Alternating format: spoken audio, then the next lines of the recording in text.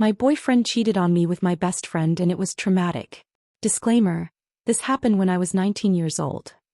I am now 27. I kept this mostly to myself and close friends. Very few people know about this and why I ended my friendship with my ex-best friend. I was embarrassed and broken and did not want to speak about it at the time because it hurt so much, and I've never spoke of it since. I suddenly have this strong urge to get it out of my system all these years later, so here's the story. This is a long one. My 19F boyfriend 22M was caught cheating on me with my best friend 18F. I met my best friend in the second grade, let's call her Sue. We immediately bonded. Her parents ran a business and didn't pay much attention to where she was or what she was doing. She spent a lot of time at my house from a young age, and my parents took on the parental role for her more than her own. I was an only child and my parents had a big house and were very welcoming to her. Sue basically lived with us every summer. My dad even took her for softball sign-ups each year and paid for sign-up fees and her uniform so she could be on a team with me. She went on every vacation with us. If we went out to dinner, she always came. My mom took her back to school shopping ECT. As we got older, my dad even paid for a hefty speeding ticket for her. We were inseparable. Fast forward to our senior year of high school. I had met a boy at a football game from another school. Let's call him Joey. He was a couple years older than me and we had a spark right off the bat and exchanged numbers. By the following week, Joey had asked me out on a date and we went to Red Lobster and a movie. We soon became boyfriend and girlfriend and I was so excited. A cute older guy to have as my boyfriend my senior year of high school. He was excited for me too. Until she realized that a boyfriend for me meant less time spent with her. I didn't drop her by any means. I still prioritized time with her, which Joey hated, and it soon became like a competition for my time. They seemed to develop a dislike for each other. Or so I thought. As our senior year goes on, this seems to mellow out and there's a happy medium. However, I almost never hang out with them at the same time.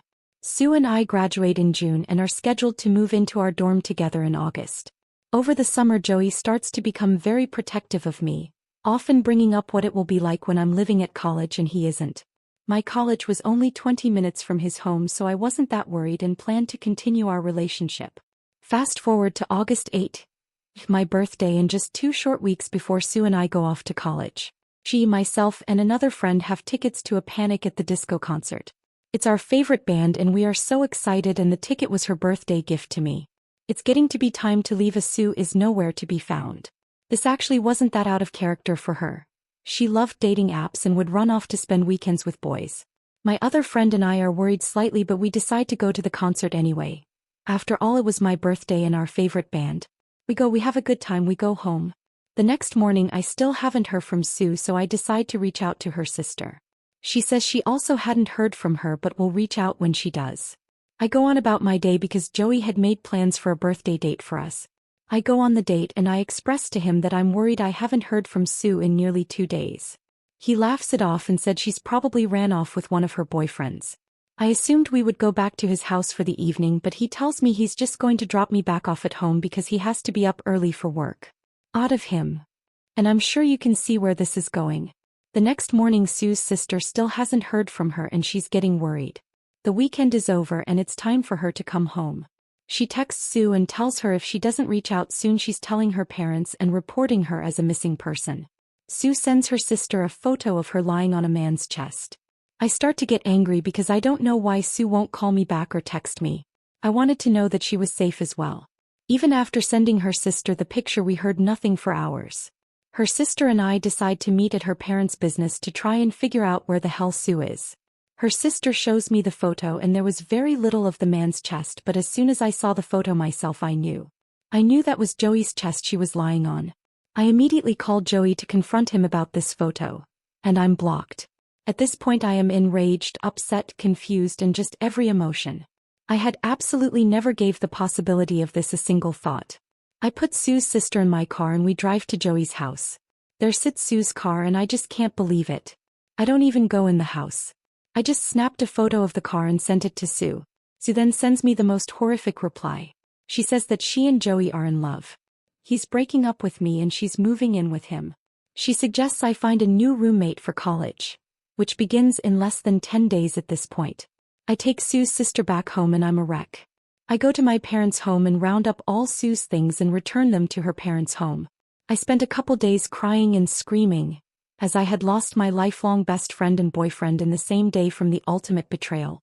I was so hurt. I never tell my parents. I never tell most of my other friends. The only people who ever knew of this were the people directly involved. I realize I need to kick it into gear and make sure I don't have to live with this girl at university.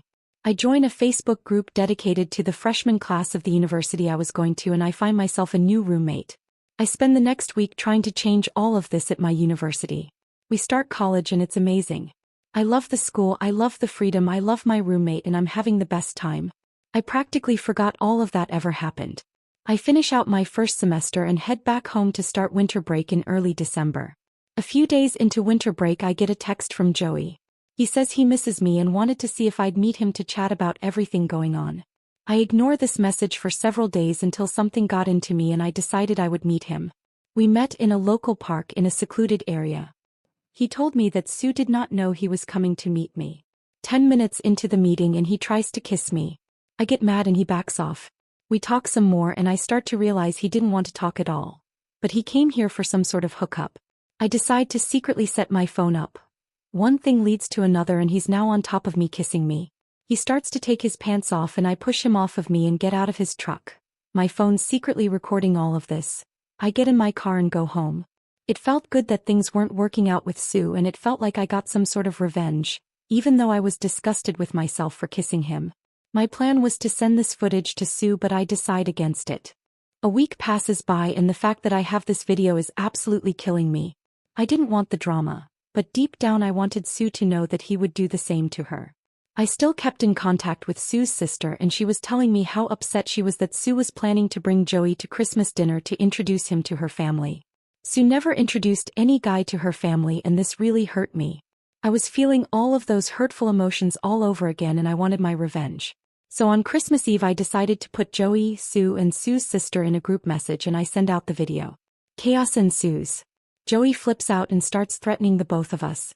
Sue breaks it off with Joey on Christmas and he's acting as if he won't take no for an answer. Being the good friend that I was and still am, I decide to get Sue out of the situation. I take her to Joey's home, help her gather all of her things, and I take her back to her parents' house. She tells me how abusive that he had been to her and how this has been her biggest regret.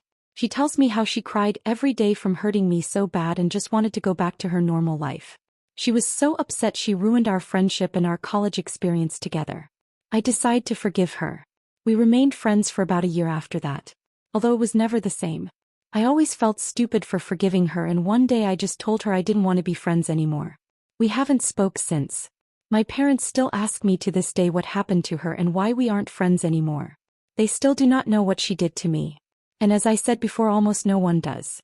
I have never even told my current partner of nearly 7 years this story. Joey still to this day, nearly 10 years later, tries to reach out from fake numbers despite being married now. I don't know why all of the sudden this has been on my mind, but appreciate anyone who took the time to read. I just had to get it out of my system. That betrayal will affect me forever.